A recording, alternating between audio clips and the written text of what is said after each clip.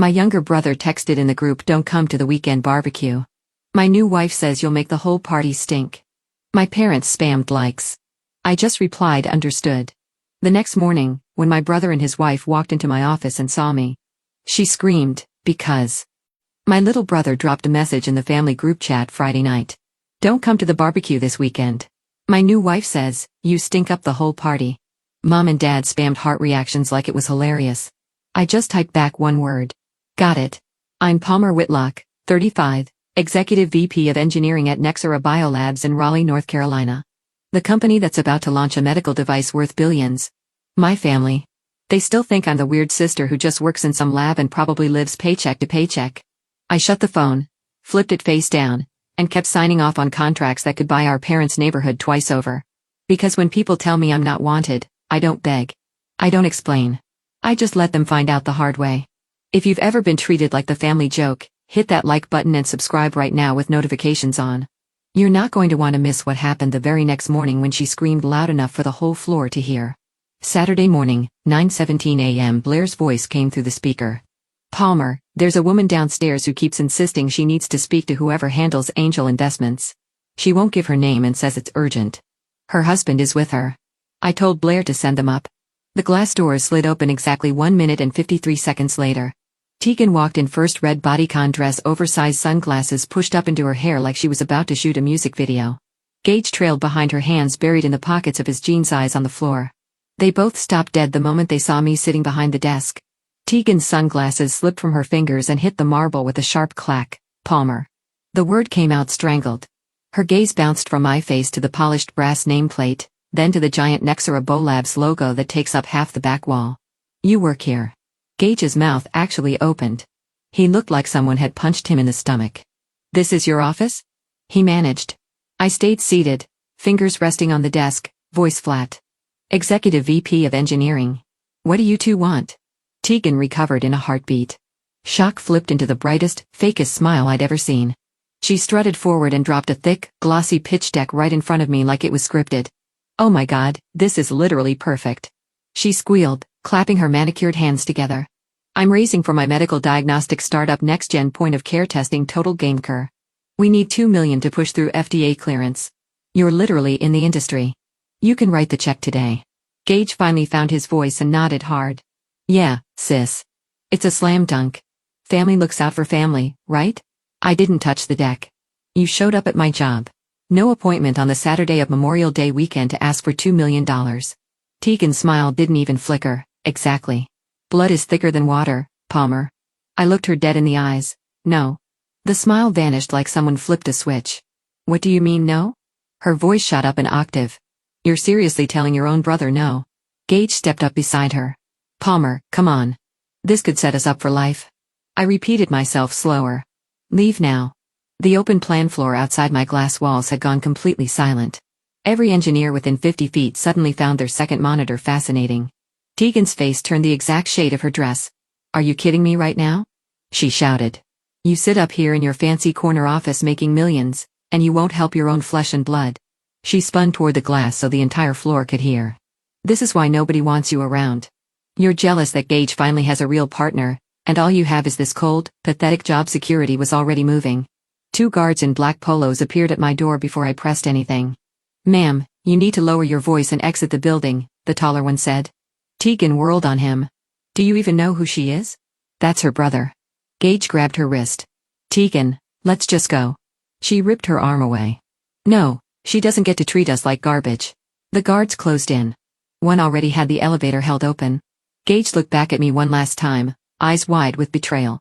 "You're really picking this place over us," he muttered as they pulled Tegan into the hallway. She was still screaming about lawsuits, "and you'll regret this," when the doors sealed shut. Blair stepped in after the chaos disappeared down the shaft. "Your brother's wife is a special kind of special," she said. I flipped the pitch deck open just long enough to see the cover page: Tegan Ashford, CEO and founder. Gage wasn't mentioned once. I fed the whole thing into the shredder and watched the ribbons curl. My phone started vibrating off the desk before the elevator even reached the parking garage. The first call from Gage hit before I even poured coffee. I let it ring. He called again. 3rd time, 4th. On the 5th, I answered. "What do you want, Gage?" His voice cracked with pure fury. Do you have any clue how humiliated Tegan is right now? She's sitting in the car crying her eyes out because of you. I stayed silent, waiting. You couldn't give us 5 minutes. He kept going. You had to call security like we're trash in front of your entire company. Still nothing from me. You're heartless, Palmer. You always have been. I took a slow sip of coffee. Anything else? He hung up. 10 minutes later, the texts rolled in. Gage, you just killed our future. Gage, Tegan hasn't stopped crying since we left. Gage, hope that big office keeps you warm at night. I muted the thread and opened my Wells Fargo app instead. That's when the notification banner dropped. Pre-approval alert, $480,000. Personal loan. Co-signer Palmer Whitlock. Primary borrower Gage Whitlock. Secondary borrower Tegan Ashford Whitlock.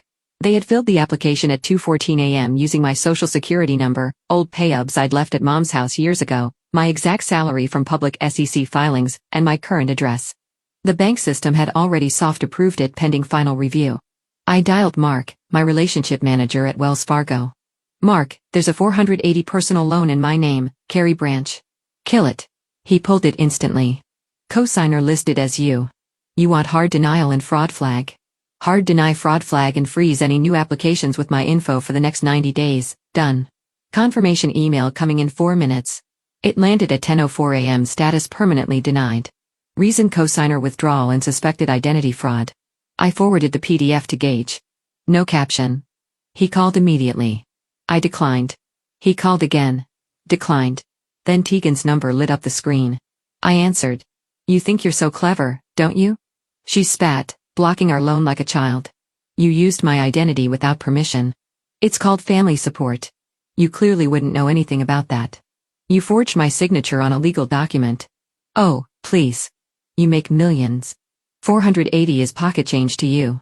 I notice fraud just fine. She laughed cold and vicious. Keep playing the poor victim. I'm telling mom and dad exactly what kind of selfish, greedy daughter they raised. By the time I'm finished, you'll be persona non grata at every family event for the rest of your life. Do it, I said. Start with how you tried to steal $500,000 using my name. 3 full seconds of dead air. You will regret this, she hissed. I promise you. She ended the call. I set the phone down and stared out the window at downtown Raleigh. At 10:27, the family group chat exploded. Mom Palmer, did you really embarrass your brother and Tegan at your office, Mom? This is not how we raised you, Gage. She called security on us, guys. Over money. I left every message on read.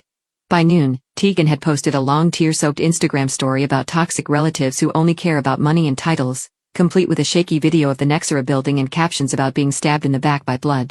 She tagged the company account. Blair screenshotted it and sent it to legal within 30 seconds. I told legal to hold off for now. At 12:43 p.m., another Wells Fargo alert pinged. New joint credit card application submitted. My name and Gage's. Requested limit $50,000. I called Mark again. He killed it before the system even finished processing. I spent the next hour pulling full credit reports from Equifax, Experian, and TransUnion, placing extended 7-year fraud alerts, freezing my credit at every bureau, and notifying every lender I've ever used that any application without my direct verbal confirmation is to be denied on site. When I finished, I leaned back in my chair and stared at the ceiling. They weren't going to stop. That was now crystal clear. A thick brown envelope appeared on my doorstep that same evening. No return address, no courier label, just my name typed in plain font.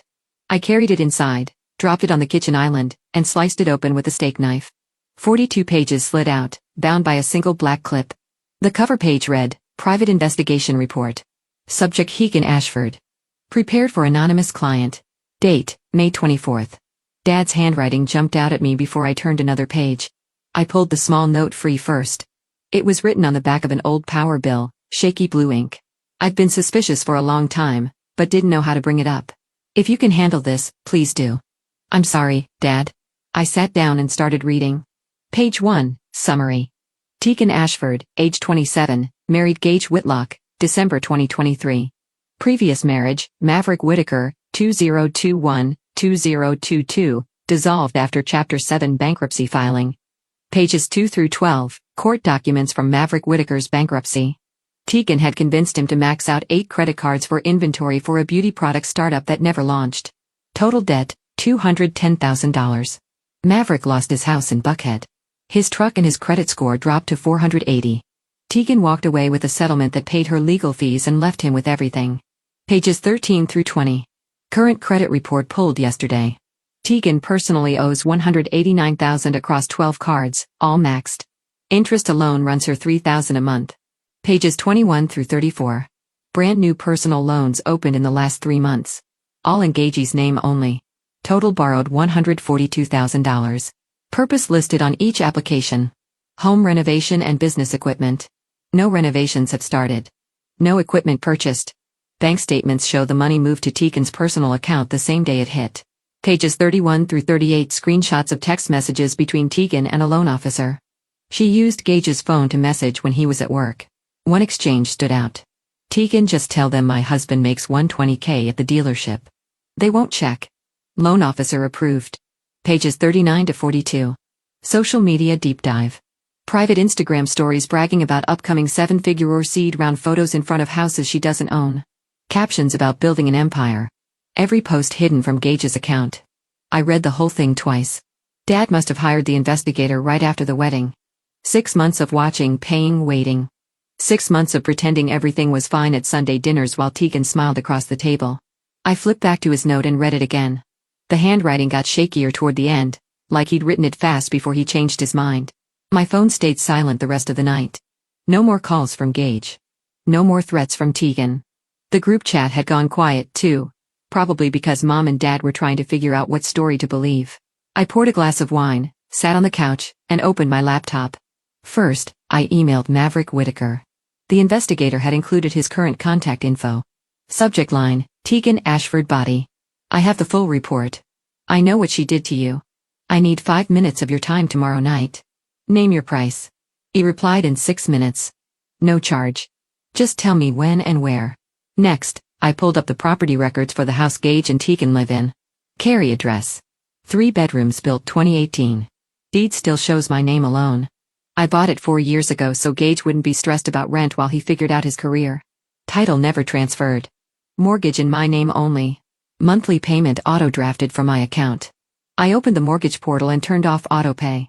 Then I scheduled an email to my real estate attorney for Monday morning. Subject, begin formal notice to vacate. 30 days. I closed the laptop. Picked up Dad's note again and ran my thumb across the ink. He hadn't asked me to fix anything. He hadn't begged. He just handed me the truth and trusted I would know what to do with it. For the first time all day, I felt something close to calm. Tomorrow was Sunday. The barbecue was still 24 hours away, and I already knew exactly how this would end.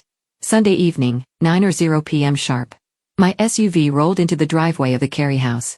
I left the engine running and the headlights on. Maverick Whitaker stepped out of the passenger seat, tall, quiet, carrying a thin manila folder. He had landed at RDU 2 hours earlier on the last flight from Atlanta. I paid for the ticket. He still refused to take cash. Gage opened the front door before we reached the porch. Palmer, what the hell are you doing here? I walked straight past him into the living room. Tegan was on the couch in yoga pants and an oversized hoodie, phone in hand mid-scroll. She looked up and froze. Maverick followed me in and closed the door behind him. Tegan's face drained of color. Mauve. The name came out a whisper. He didn't smile. Hey, Tegan. Gage glanced between us confused. Who's this? I answered for him. Maverick Whitaker. Tegan's first husband. Tegan shot off the couch. What is this? Some kind of ambush. Sit down, I said. She didn't.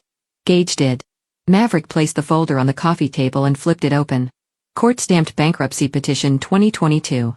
8 max credit cards. A house foreclosed in Buckhead. His signature next to hers on every page. He pulled out his phone. Next, opened a screenshot gallery and laid the phone face up. Text from Tegan to him, 2 years old. Sign the new cards, baby. It's just temporary. Once the business takes off, we'll pay it all back, promise. Stop being paranoid. The bank won't even notice. Gage stared at the screen like it was written in another language. Tegan found her voice. That was years ago. I was young. I made mistakes. You drained him dry. I cut in. Then you moved on to the next one. Gage finally looked at her. Tegan. She turned on him, eyes blazing. She's lying. She's trying to ruin us because she's jealous. Maverick spoke for the first time. Voice low. I lost everything. House credit savings. She told me the same story she's telling you now. Word for word. Tegan lunged for the phone. Maverick pulled it back. I reached into my bag and set a single document on top of the bankruptcy papers. The deed to the house we were all standing in. Recorded 2021. Owner Palmer Whitlock. Sole name. No mortgage in Gage's name. No co-signers. Gage read the first line and went pale. I kept my voice level. I bought this place 4 years ago so you wouldn't have to worry about rent while you figured things out. Title never changed. Mortgage is in my name only. Insurance too. Tegan laughed high and desperate. You're bluffing. You wouldn't throw your own brother out. I already turned off autopay on the mortgage this morning, I said. And I've removed my name from every account, loan, and application you've touched. Gage stood up slowly. Palmer, you can't. I can. And I am. All financial support ends tonight. The house is mine. You have 30 days to vacate. Tegan stepped toward me, finger pointed. You evil, you think you can just Maverick move between us? Don't. She stopped breathing hard. Gage's voice cracked. You're destroying my marriage. You're destroying my life. No, I said she did that the day she decided to use you the same way she used him. Tegan's eyes filled with tears. Real or fake? Impossible to tell. Gage, baby, don't listen to them. Gage looked at her, then at the deed, then at Maverick's bankruptcy papers still spread across the table. He didn't say a word. I picked up my keys. 30 days starts tonight. Maverick followed me to the door. As I stepped onto the porch, I heard Tegan scream, "This isn't over." Gage's voice smaller than I'd ever heard it. Tegan, is any of this true? The door closed behind us. I dropped Maverick at his hotel, thanked him, and drove home in silence. My phone stayed dark the entire way. Gage started calling at 11:47 p.m. Sunday night and didn't stop until the sun came up. 57 missed calls, 219 text messages. Gage Palmer, please pick up Gage. I'm on my knees here. Gage, she's throwing clothes in suitcases. Gage, you're literally making us homeless. Gage, I'm sorry. Okay, I'm so sorry. Gage, you're my only sister. Gage, don't do this to Mom and Dad. I never once touched the green button. Phone stayed face down on the nightstand screen, lighting the ceiling every 30 seconds like a silent strobe. Monday morning, I walked into the office at 7:59 a.m., opened my laptop, and hit send on the email my attorney had prepared over the weekend to Gage Whitlock. Tegan Ashford Whitlock from Palmer Whitlock via Reynolds and Associates. Subject: formal termination of all financial support and 30-day notice to vacate. 3 crisp pages. Paragraph 1. Every dollar of direct and indirect support ends effective immediately. Paragraph 2. The residence at 1427 Bellwood Lane, Cary, North Carolina 27519 is titled solely to Palmer Whitlock. Occupancy permission is hereby revoked. Paragraph 3. You are granted 30 calendar days from receipt to remove all personal property. Day 31 triggers formal eviction. Paragraph 4. Any damage, removal of fixtures, or attempt to place liens will result in immediate civil and criminal action. Sent at 8:14 a.m. Read receipt from both addresses at 8:16 a.m. Tegan replied to my corporate email at 8:29 a.m. Subject: reformal termination of all financial support and 30-day notice to vacate. Nice try. This is the saddest bluff I've ever seen. You don't have the spine to throw your baby brother onto the street. See you at the barbecue tomorrow. Can't wait to watch you try to explain this tantrum to your parents. I forwarded her reply to my attorney with one line. Proceed without further delay. At 9:05 a.m., Wells Fargo's Fraud Recovery Division emailed Gage and Tegan directly ceasing me. Subject: pro-litigation demand. Fraudulent loan application WF 20,257,174.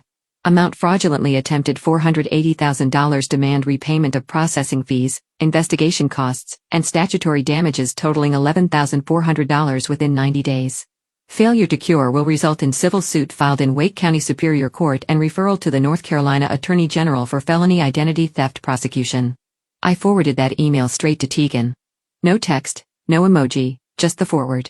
She responded in 9 seconds. Tegan, you went to the bank. You're insane. Tegan, Gage is having a full meltdown. Tegan, you're dead to both of us. Gage resumed calling at 9:22 a.m. I declined. Every single one. By noon, the family group chat had turned into a war zone. Mom Palmer, what on earth is this lawyer email? Mom, you cannot put your brother on the street. Dad, call me immediately. Gage, she's trying to make us homeless before the holiday. Aunt Linda, this is not Christian behavior.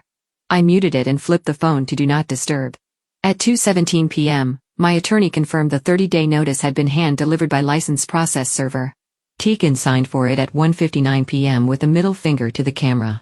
At 4:11 p.m., the mortgage seller confirmed auto payment permanently canceled. Account now requires manual approval for any transaction. At 6:27 p.m., Tegan created a new group chat titled Family Meeting and added me. Gage mom, dad, 2 uncles, and 3 cousins. Tegan, everyone needs to see what Palmer is doing to her own blood. Attached lawyer letter plus Wells Fargo demand PDF. Mom Palmer, this has gone way too far. Dad, we are talking tomorrow whether you like it or not. Gage, she's killing us. I left that chat without a word. At 8:52 p.m., the lobby concierge buzzed my condo. Ma'am, a Mr. Gage Whitlock is downstairs. Says it's life or death. Tell him I'm not available. Security footage showed Gage pacing the lobby for 23 minutes, hands in his hair before he finally walked out into the rain. By midnight, my phone showed 289 new messages and 71 missed calls. I didn't open a single one. Tomorrow was Memorial Day. The barbecue was still scheduled for 2 p.m. and I already knew exactly what I would place on the picnic table. Memorial Day 1:58 p.m. I pulled into Mom and Dad's driveway in Durham one last time. The backyard already smelled of charcoal and ribs. Country music drifted over the fence. Aunts, uncles, cousins, neighbors, everyone laughing, red cups in hand. Tegan stood beside Dad at the grill in a white sundress and cowboy hat, flipping burgers like she'd been born into the family. Mom spotted me first. Her smile faltered for half a second. Then she forced it wider and waved. Palmer, you made it. I walked straight through the gate across the grass and stopped at the long picnic table covered in red checkered cloth. Nobody noticed the thick manila folder in my hand until I set it down with a heavy thud right between the potato salad and the baked beans. Silence spread like spilled beer. I opened the folder and spread the documents in a neat row. First, the original deed to the Carey house, my name only recorded 2021. Second, the 30-day notice to vacate signed for by Tegan yesterday. Third, the mortgage statement showing missed payment and acceleration clause triggered. Fourth, Wells Fargo's pre-foreclosure notice dated this morning. Fifth, Maverick Whitaker's 2022 Chapter 7 bankruptcy discharge. Every page stamped with Tegan's signature beside his. Gage dropped his plate. Coleslaw splattered across the patio. Mom's hand flew to her mouth. Dad's tongs froze mid-air. Tegan laughed nervous and loud. What is this, some kind of joke? Gage stumbled forward and fell to his knees in front of me, voice breaking. Palmer, please. I'll fix it. I'll leave her. I'll do anything. Don't do this in front of everyone. I looked down at him. You had 30 days. You chose to spend them lying. Tegan stepped closer, cheeks red under the hat. You're doing this here on a holiday. You're sick. Mom finally found her voice. Palmer. Honey, we can talk inside. No, I said, everyone deserves to see exactly who they've been defending. Dad stared at the bankruptcy papers like they were written in blood. Tegan, is this true? She rolled her eyes. That was years ago. People change. Gage was crying now, hands clutching my jeans. I didn't know. I swear. I didn't know the full story. I love her. Please, Palmer. I stepped back so his fingers slipped off the fabric. Tegan kept going. You're just jealous because nobody wants you. You're alone with your money and your big job and you hate that. We're happy. Aunts gasped. Someone turned the music off. I looked at Mom, then Dad, then every face that had taken Tegan's side for the last 6 months. 30 days, I said. After that, the bank takes the house. The loans in Gage's name are his problem now. I'm done paying for lies. Gage sobbed louder. You're my sister. You stopped being my brother the day you let her use my name to steal. Tegan lunged forward like she might grab the papers. Dad caught her wrist without thinking. Mom's eyes filled with tears. Palmer, please don't leave like this. I closed the empty folder. I already left. I said, today was just the goodbye you forced me to deliver in person. I turned and walked back through the yard. Nobody moved. Nobody called after me. The only sound was Gage crying into the grass and the sizzle of meat burning on the grill. I got in my car, backed out, and drove away without looking in the rearview mirror once. 3 months later, the foreclosure was final. NK padlock gleamed on the front door. The foreclosure sale happened on a Tuesday morning. I didn't attend. The trustee emailed me the final paperwork at 11:07 a.m., property reverted to lender deficiency, balance waived because I never signed as borrower. Clean break. Tegan got hit with 3 separate civil suits the same week. Wells Fargo for the fraudulent loan fees. 2 credit card companies for the balances she had run up in Gage's name once I locked everything down. Total judgments $163,000 and counting. Her wages, if she ever finds a job, are already garnished for the next 15 years. Gage's credit score crashed to 510. The auto repair shop he worked at ran a routine background check after 6 months of employment and fired him the next day. No one in the triangle will hire a mechanic with that kind of red flag. Mom and Dad put their little Durham house on the market in August. They accepted an offer 10 grand under asking just to close fast. Proceeds went straight to paying off the newest loans Tegan had convinced Gage to take out before I cut the cord. They moved into a 2-bedroom apartment off Guest Road. Mom still leaves the porch light on every night just in case. I blocked every number that ever belonged to them, changed my personal cell, changed my work direct line, had Blair screen every unknown call at the office. Even my mailing address is now a private P.O. box under the company name. I never heard from Gage again after the barbecue. Tegan tried once from a burner 2 weeks after the sale. The message was 4 minutes of screaming and crying. I deleted it without listening to the end. Sometimes late at night, I pull up the county property records and look at the Carey house. Status bank owned. Photos from the listing show the room stripped bare, the walls Gage painted last year, already patched and repainted neutral beige. Dad sent one letter through my attorney in September. Handwritten 3 pages. He apologized for not speaking up sooner. He said Mom cries every time she drives past the old neighborhood. He said Gage sleeps on their couch some nights and hasn't spoken to Tegan in weeks. He asked if we could ever sit down as a family again. My attorney mailed the reply. I dictated no. That was the last contact.